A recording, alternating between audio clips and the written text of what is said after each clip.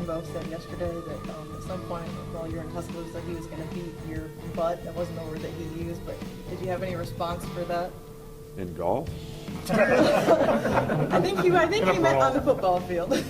Well, I'm sure there'll come a day, you know. Let's go!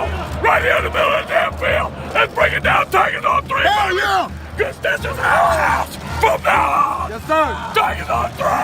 1, 2, 3, Tigers! But I'm going to tell you this, we ain't done yet. I got to ask you about the message on your shirt. My favorite holiday of the year, I guess, and, so just, someone gave me a shirt, and Merry Christmas, they spelled it wrong, so, it was free. Coach, it's a great day for you, huh? That's it's better than average, I'll tell you that. We played LSU because, New England, Green Bay, and the Chiefs had somebody scheduled. You know what we're going to do, though? We've got to quickly call the Hogs for the race back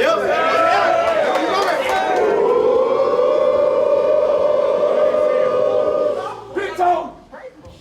Turn that down!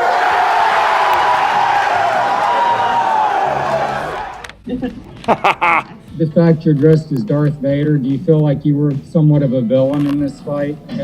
I mean, you charged out on the field pretty hard. I'm trying to get our players off the field, because I know we have a big game next week. All I want to do is fucking eat! I want you to eat! I want you to eat! I want you to want this shit! Do you want it? Do you want it? Show me! Oh, welcome in to the latest episode of that SEC podcast. I'm your host, Michael Bratton.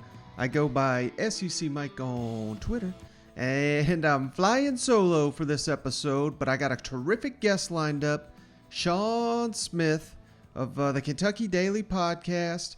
He is going to hop on the line here at the tail end of the show to give us his thoughts on the Kentucky Wildcats. That's why I'm wearing my blue podcast shirt here for that interview.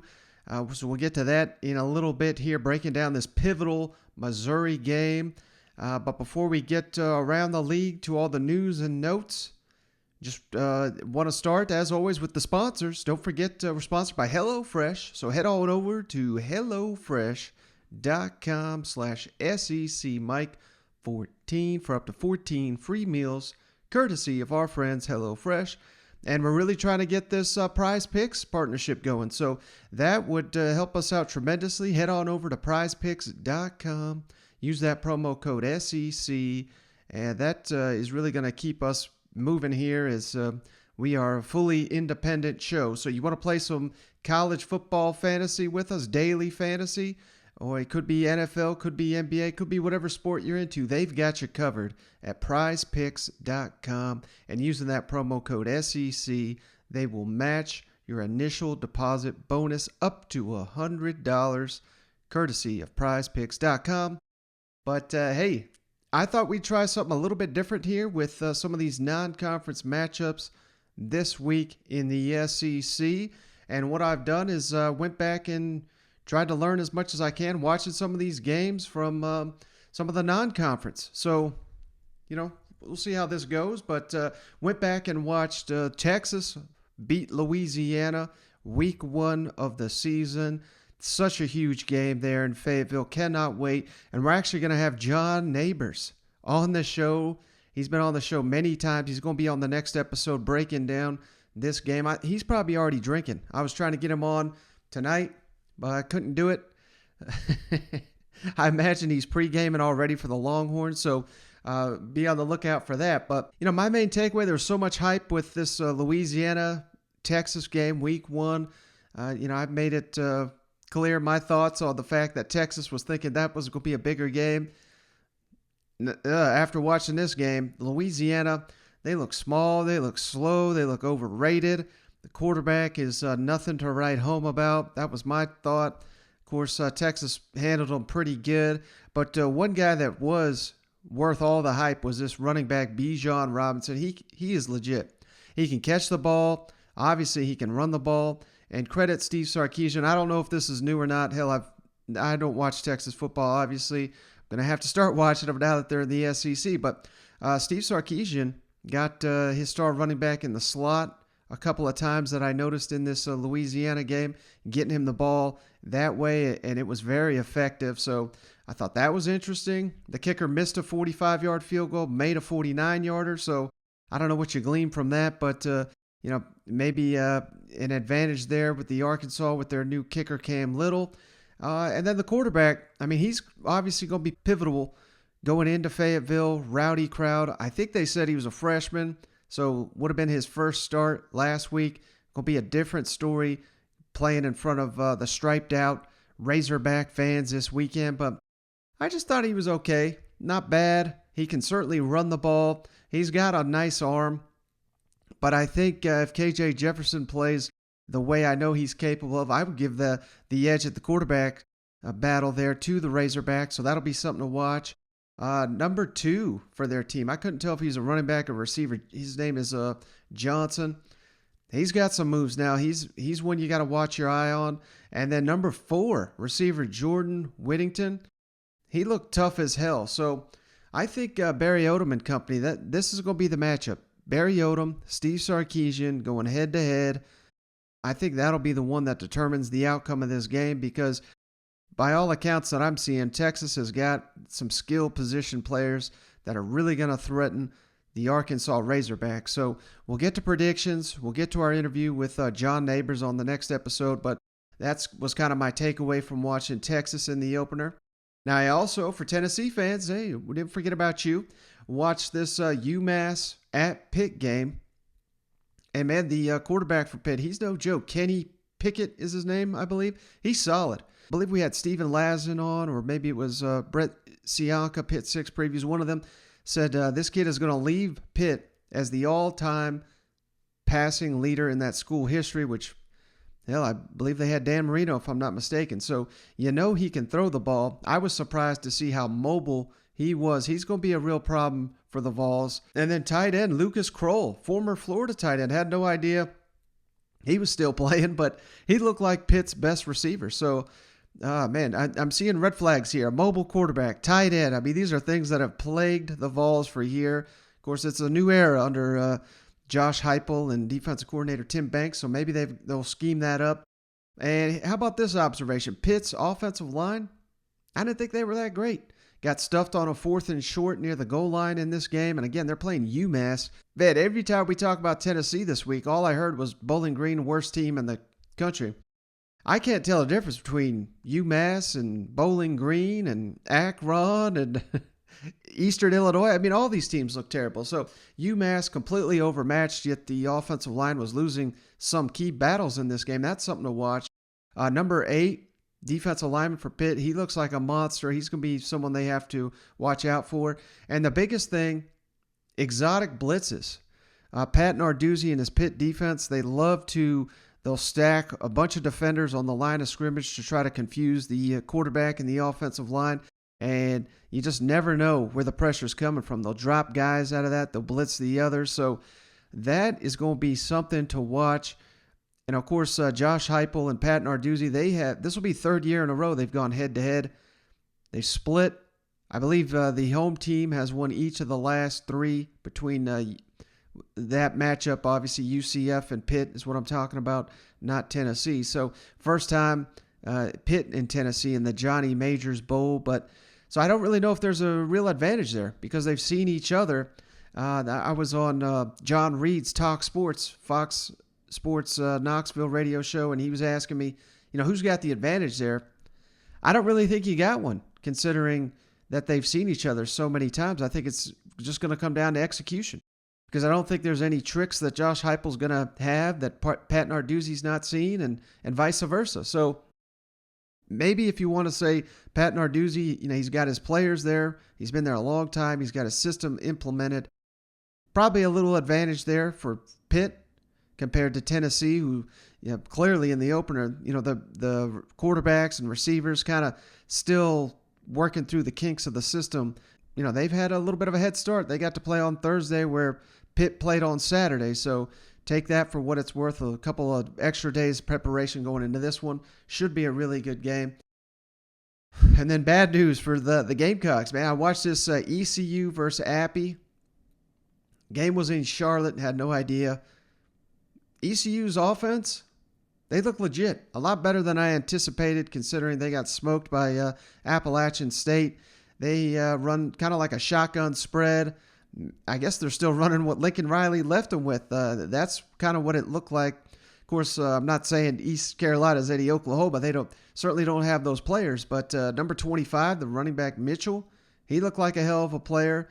I thought the quarterback didn't have the strongest arm, but very accurate.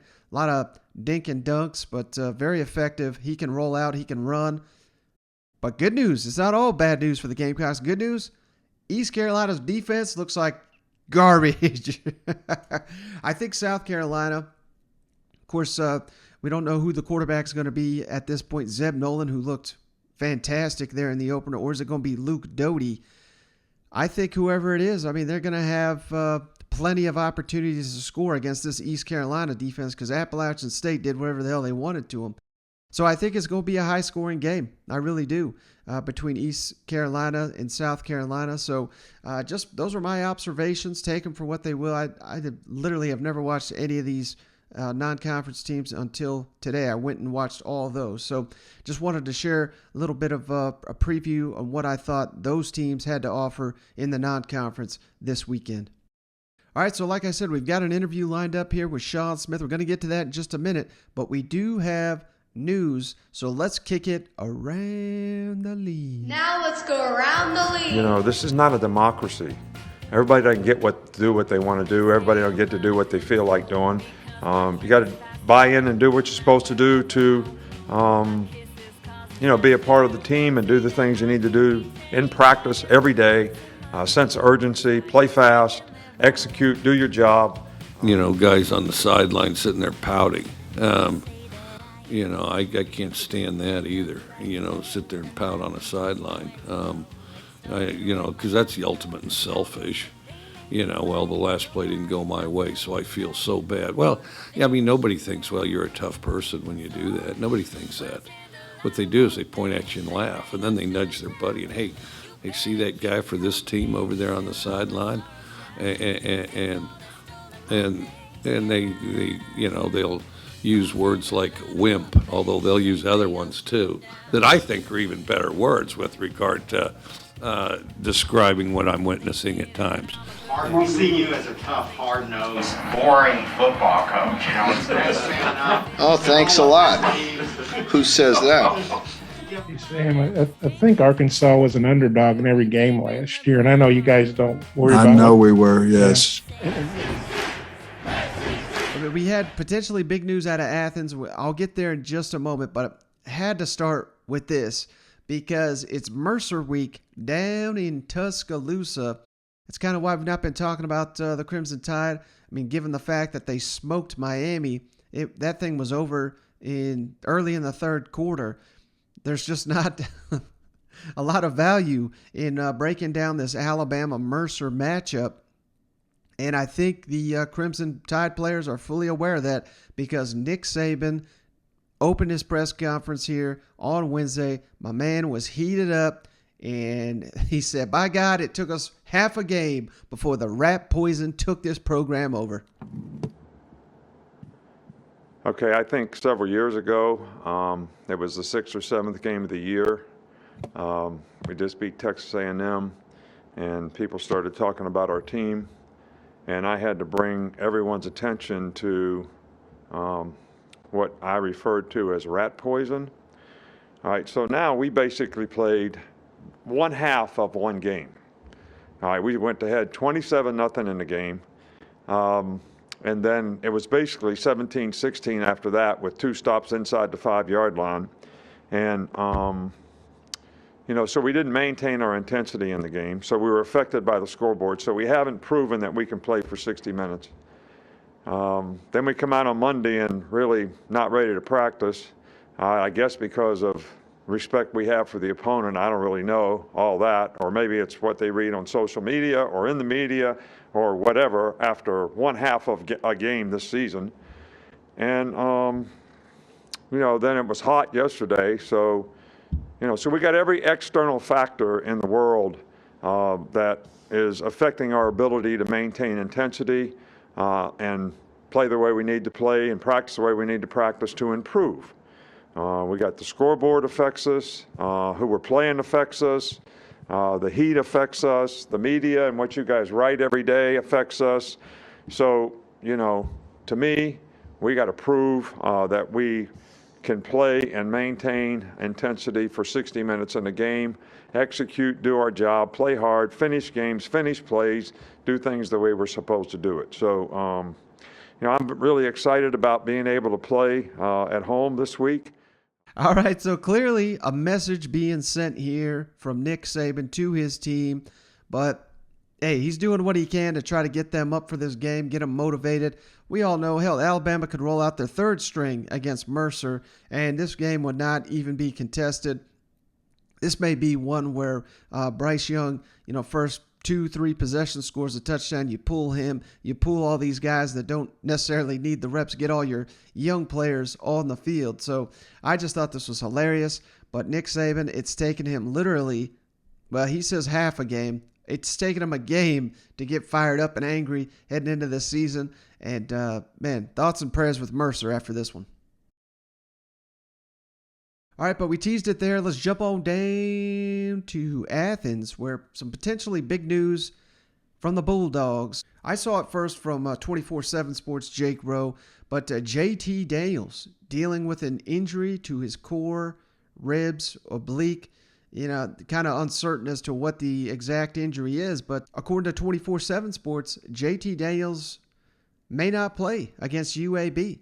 And that means it'll be Carson Beck time, if that is true. So this was reported Wednesday, late in the afternoon here. Not had any confirmation from Kirby Smart whether JT Daniels is going to play or not. And Kirby was on the coaches teleconference this afternoon, didn't mention anything about this. So it's interesting.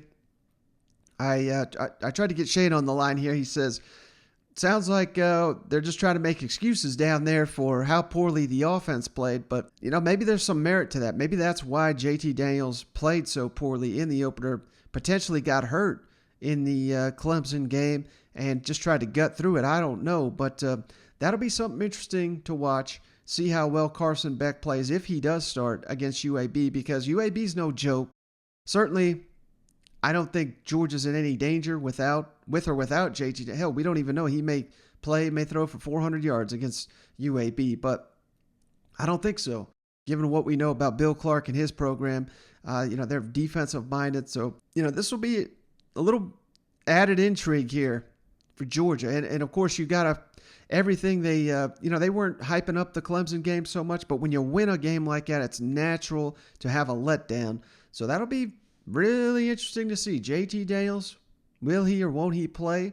I bet, the odds, you may not even be able to bet on this game till we find out for sure. But if you can, I may bet some money on UAB, not to win, of course, just to cover the game. I think last time I checked, the spread's around 20-something points. But if JT Daniels cannot go, that may be something to think about. But speaking of injuries, Kirby Smart offered up some interesting comments here on a lot of these receivers like Dom Blaylock and Kearis Jackson and all these guys that were kind of missing from the Clemson game. And he also gave the latest update on George Pickens. So let's kick it over to Kirby. Hey, Kirby, you got any updates on guys like Blaylock, Kearis maybe this week? Just updates on, I don't know. There's a lot of guys that are banged up. Do you have an update on those guys? I told you on Monday. I mean, Blaylock and Kearis are practicing every day. They're repping. They're going. Basically they're cleared, right? Kearis was out there. Dom's working out. He's practicing every day. It's a matter of those guys working themselves back in. I mean, the body of work that Ladd and Jalen have. Kearis is not 100%. Dom may be closer to 100% than Kearis, but there's not a lot more we can do other than them getting reps and working themselves back. So, I mean, everybody wants to know when they're back. They're back. They're just not completely 100%. So when they're better than the guy that's playing, we'll get them out there. And they're not 100% right now. Kirby, just to clarify that, you did say Dom is cleared now. Is that right? Dom's been practicing. For a while. Dom he's getting confidence back in his knee. He's getting stamina back. He's getting contact. He's getting reps back. I mean, he's it's more guys than just saying he's cleared. It goes back to our quarterback last year. I mean, you can't just say, well, you got to put him out there. No, it takes more than that. I mean, you're out there with people trying to knock your head off, and you've had an ACL surgery, and you'd like to be 100% of your old self, and it may take a little while to do that, especially on a second ACL. So he's cleared to practice, and he does all kinds of things. But there's a difference, guys, between being game ready and going out there and practicing. Kirby, since obviously you're thrilled with receiver injury questions, let me ask about George Pickens. I guess we haven't asked about him. What's he doing right now? Is there a feeling this could be even a mid-season type deal, or is it still late season? Where is he right now? He's rehabbing every day. He's lifting every day. He's going to school, doing all school work, and he's done a good job of doing that. So we'll see. We don't know. I mean, it's one of those. He gets a kind of a monthly update. We haven't had an update in quite a while. I think he's scheduled to go see Dr. Andrews here soon to check up and visit. But he's doing his rehab, and he's working hard, and he's straight line running. But I have no idea of a date of return. I mean, that's just too far out right now. All right, and listeners, loyal listeners of this show, you may remember we had old Rusty Manziel on the show, and he made it clear he was just speculating. He's wasn't reporting at the time, but remember when I asked him about George Pickens, what he said? He said his guess, if you want to call it that, was that if Georgia wins against Clemson, he thinks we'd see George Pickens on the field for the Bulldogs this season. And what do you know? Of course, Georgia whooped up on Clemson, and now we're getting the George Pickens. Will he or won't he? Of course, it certainly sounds like he's still a ways away from the field, but I just thought that was interesting. Old Rusty, I mean, there's no one better in the Georgia market on that stuff, so he may be onto something there, and that's just something to keep your finger on. Just remember that he said that.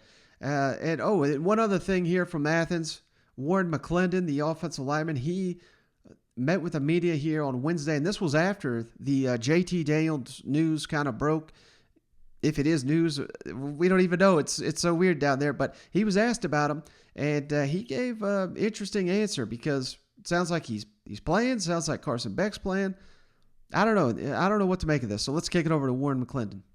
How was JT looking at practice? There had been some rumors he maybe got dinged up a little bit. How did he look at practice this afternoon? He's been looking good. He hasn't missed a beat. He's been practicing, taking reps, and he looks good. Warren, following up on JT, I hate to put you on the spot, but we don't really have any other options. Is JT going with the ones still? Is Carson going with the ones? What's happening? They're both taking reps. So they're both taking reps during practice. JT's coming in there taking reps, and Carson comes in there too and takes some reps. Okay. Hey, Warren, thanks for coming out and doing these interviews. We appreciate any kind of information that we can get. All right, so JT Daniels hasn't missed a beat, but as Carson Beck's taking reps, he didn't necessarily say with the first team, with the second team. Very unclear there what the hell's going on, but I just thought, and how great was I let it play a little along there for Mike Griffith. I love that guy, too, and his comments. The access is still shut down there in Georgia, and I think that's just the way Kirby likes it. All right, next let's kick it on down to Baton Rouge, where, hey, interesting news here. The Tigers, their running back room was looking pretty thin.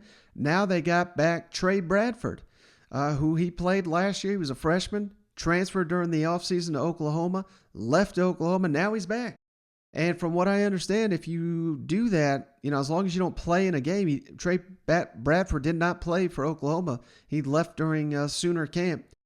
He's eligible to see the field for LSU. So, I mean, this is just the wild times we're living in. But Coach O was asked about Bradford during the coaches teleconference, did not make it clear whether he was going to be able to play this weekend against McNeese. But aside from that, looks like Bradford will be seeing the field sooner rather than later for LSU and could not come at a better time.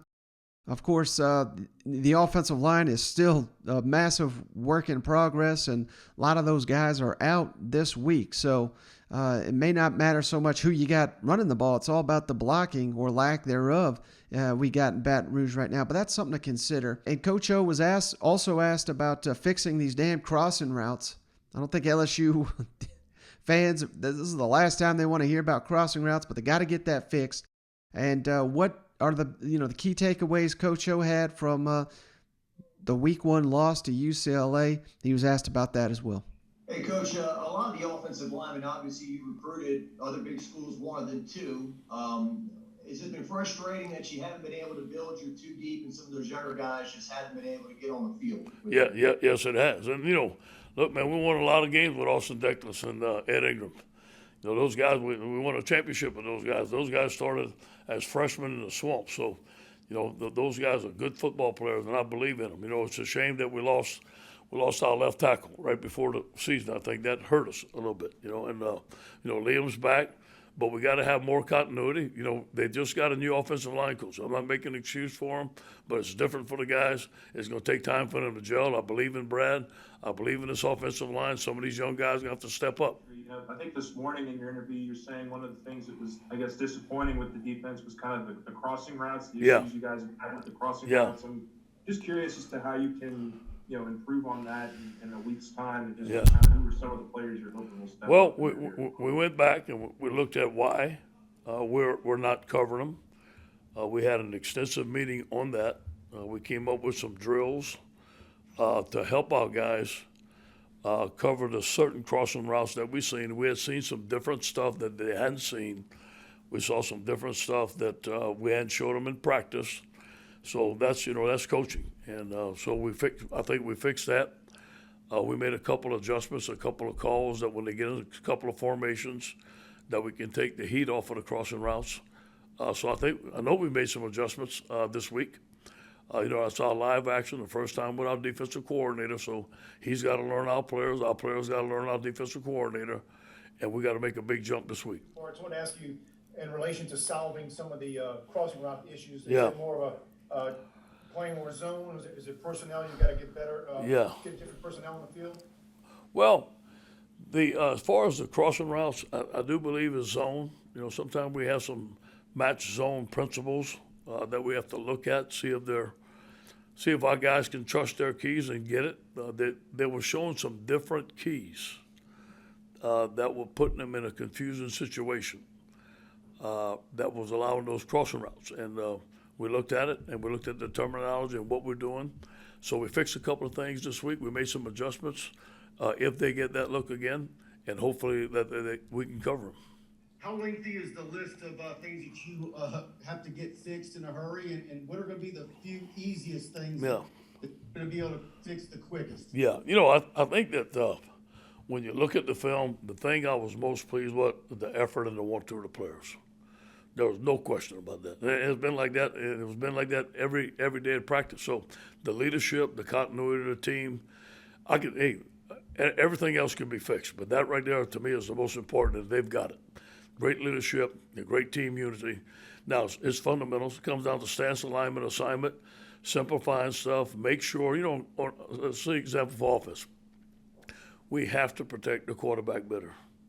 Whatever that takes to protect the quarterback, we cannot let our quarterback get hit. And we got to have short, easy throws to put the ball in our playmakers' hands in space and let them make plays.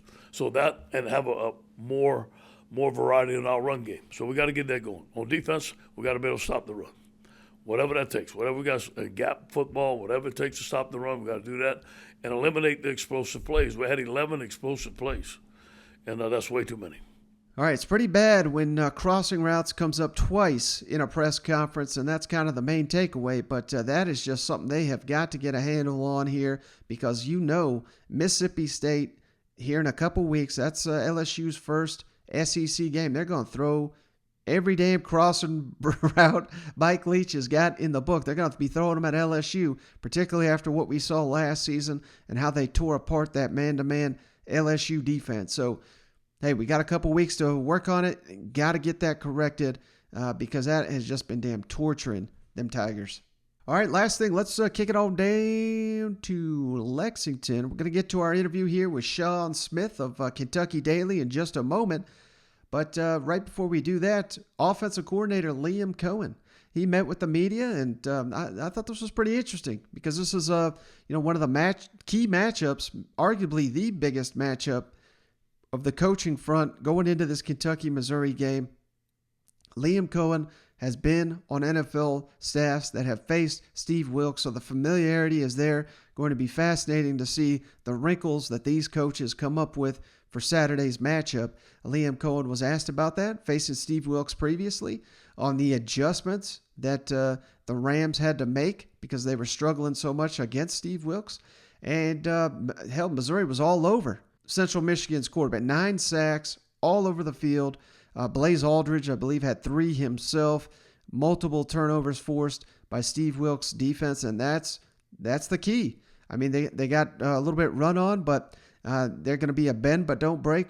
Hit the quarterback, force turnovers, just get them down, and I think that'll be huge for this Kentucky game. So let's kick it over to Liam Coen, who kind of breaks down this coaching matchup, his mind against Steve Wilks.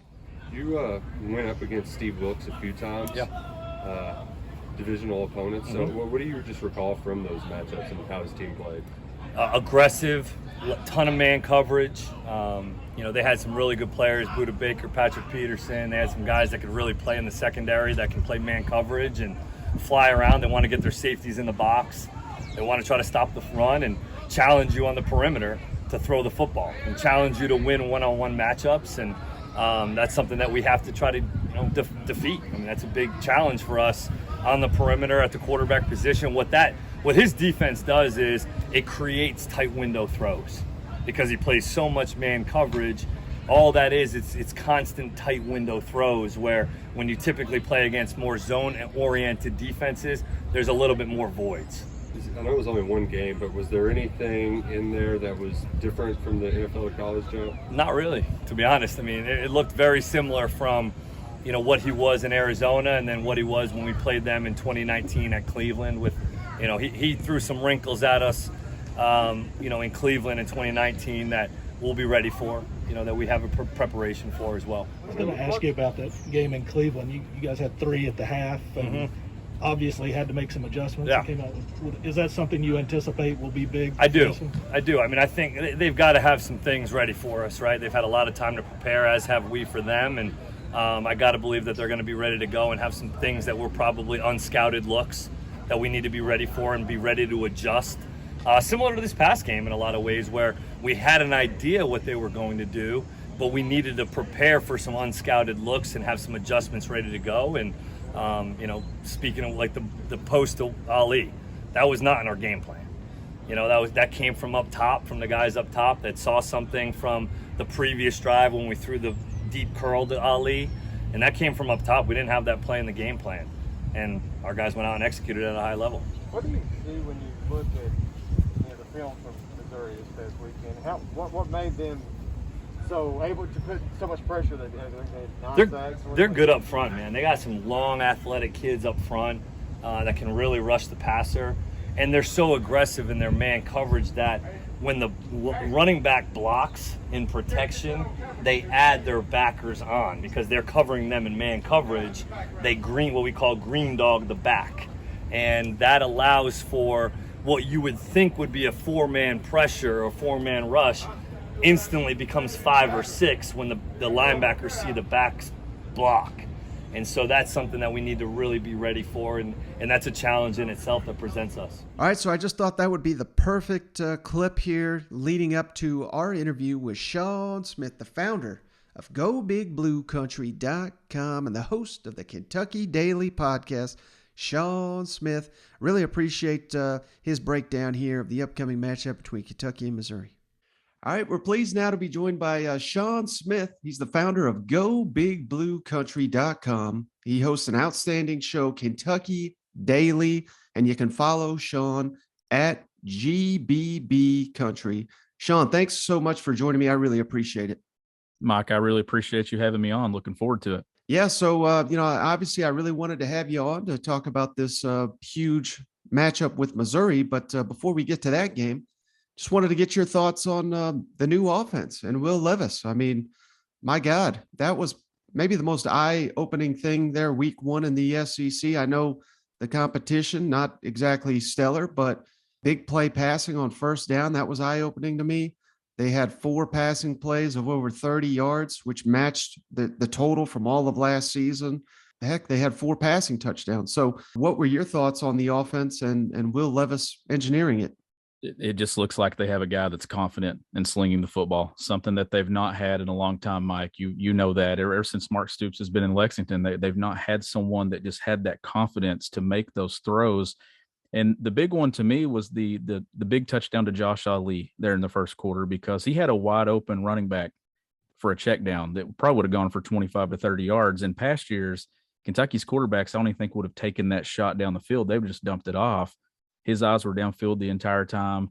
I mean, everybody assumed that this offense would be better under Liam Coen, and obviously the competition wasn't great, and we'll know more this week. But just the way that they scheme things up, and just the creativity with that offense, 14 personnel there on one play on the goal line and a touchdown to Brendan Bates. I thought it was the perfect just debut. Just give it a little bit. We don't really know how much they showed, how much they'll show moving this week. Liam Coen talked about that they left some yards there in the running game where Chris Rodriguez is getting used to that new run scheme.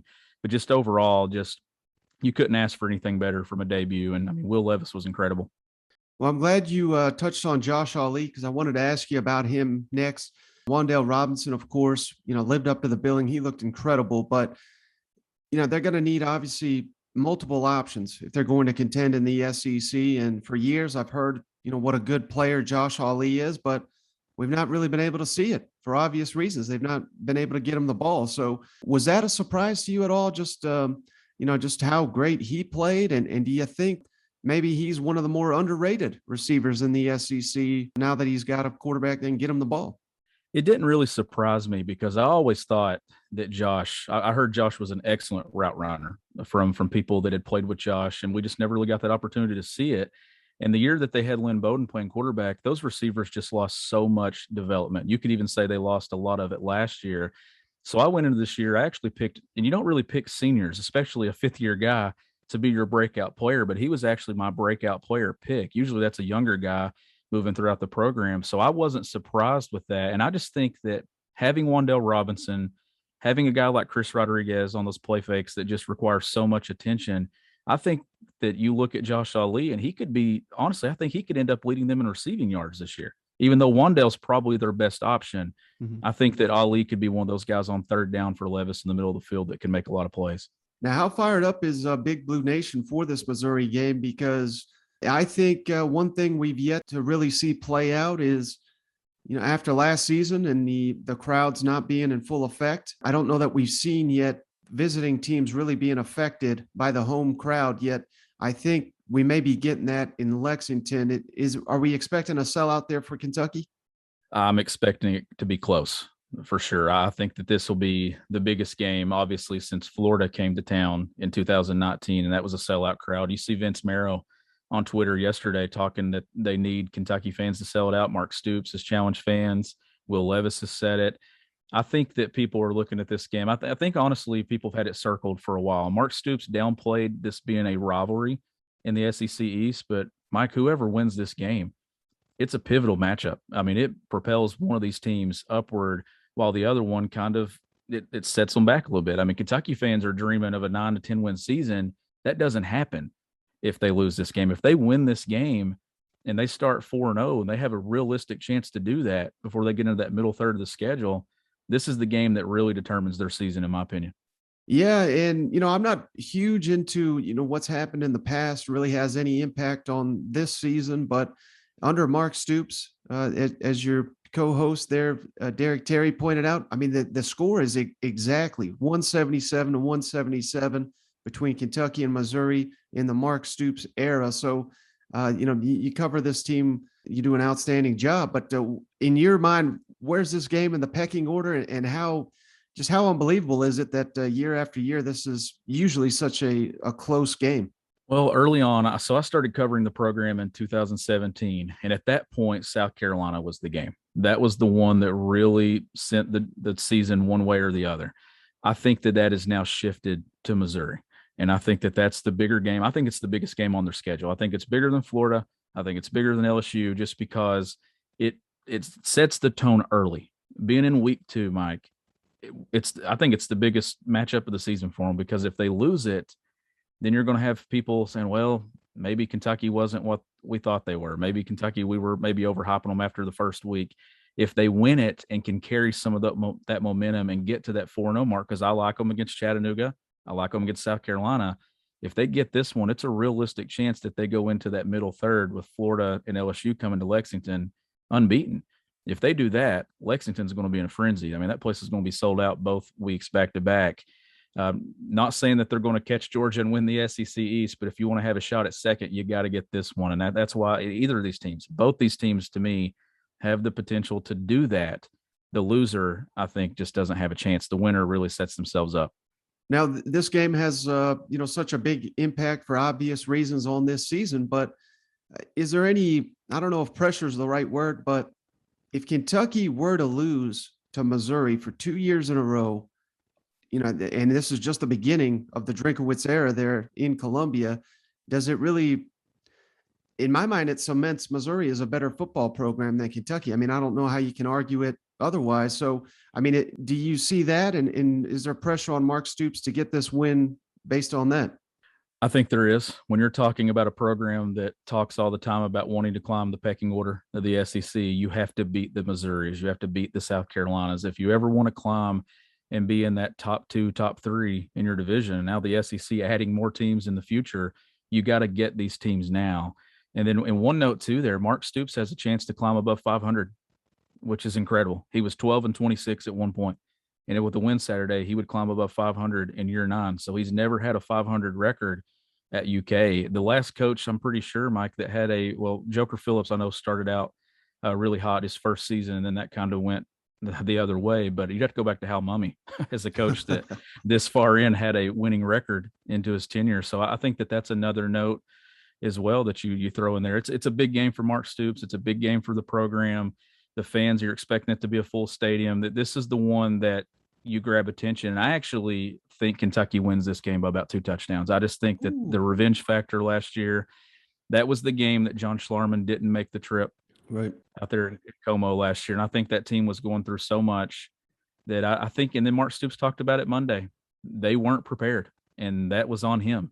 So I think that you're going to see a re-energized football team, a focused football team that I think wins this game by 14.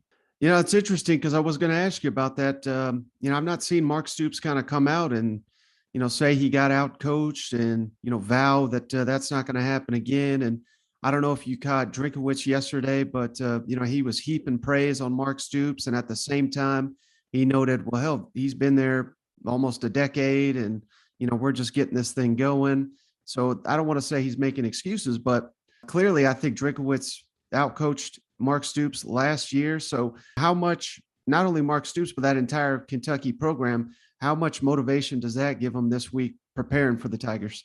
It gives them a ton of motivation. I think that that's where it's at. I think that this staff has had this game circled since the schedule was released because of the way that they performed last year out there. I mean, I don't remember the exact numbers in passing yards, but it wasn't very much. I think that you're going to see this offense try to get creative a little more. They're obviously going to try to do better in the run game. I know, like I said earlier, Chris Rodriguez is learning that new scheme, that new blocking scheme and things, and he missed some yards, left him on the field. So I expect a heavy dose of that. And I just think Will Levis, the confidence that he has, I mean, the thing that stands out to me, Mike, is they named him a team captain. His teammates did. This is a guy that didn't get on campus until the summer. And you go back, and I know someone pointed out to me on Twitter the other day, they said, well, usually the quarterback's the team captain. Well, not in Mark Stoops' tenure. You can go back and find 4 years where the starting quarterback was not a team captain. Even on the 2018 team that went 10-3, Terry Wilson wasn't a captain. He was a transfer. So I think that alone told me that whatever this guy has, whatever the confidence is, it's infectious. And I think it's bleeding throughout that locker room right now. And in this coaching staff, there's a swagger about them. And I think it honestly starts with Will Levis. Now, Missouri had 9 sacks against Central Michigan in Steve Wilks' debut there last week. Obviously, Kentucky offensive line a lot better than Central Michigan, but Kentucky's got a reputation as being elite run blocking. How do you think this offensive line holds up against this pass rush that looks pretty impressive there from Missouri? Yeah, and I thought they held up nicely last week, but that's against ULM. I thought the pockets on those deep shots looked really good. I thought the running backs did a really good job in pass pro, but that's the one that you're watching. An offensive line, Darian Kennard, and these guys who have just been run blocking and, using the running game for the last few years. They have to be really good in pass pro. So I am paying attention to that. And I think that's the matchup that you look at this week is that offensive line and how they handle that. Do they give Will Levis a clean pocket? Are they good on third down? And we'll see if some of these big plays will carry over to this matchup. All right, I want you to make a prediction for this. Chris Rodriguez rushing attempts or Will Levis pass attempts against Missouri? Which one's higher? Chris Rodriguez. Yeah, and I think that's the right answer because if you watched Missouri in the opener, I mean, CMU had a ton of success on the ground. We're all loving what Will Levis does, but it would seem to me that Chris Rodriguez has got to be your workhorse in a game like this, and that certainly seems to be the recipe for success against this Missouri defense, don't you think? The thing with this offense that I think is going to stand out the most is when you got a guy like Rodriguez, if you can set up that running game and get some of those play action plays, and you got those receivers like a Wandale Robinson, you can throw underneath.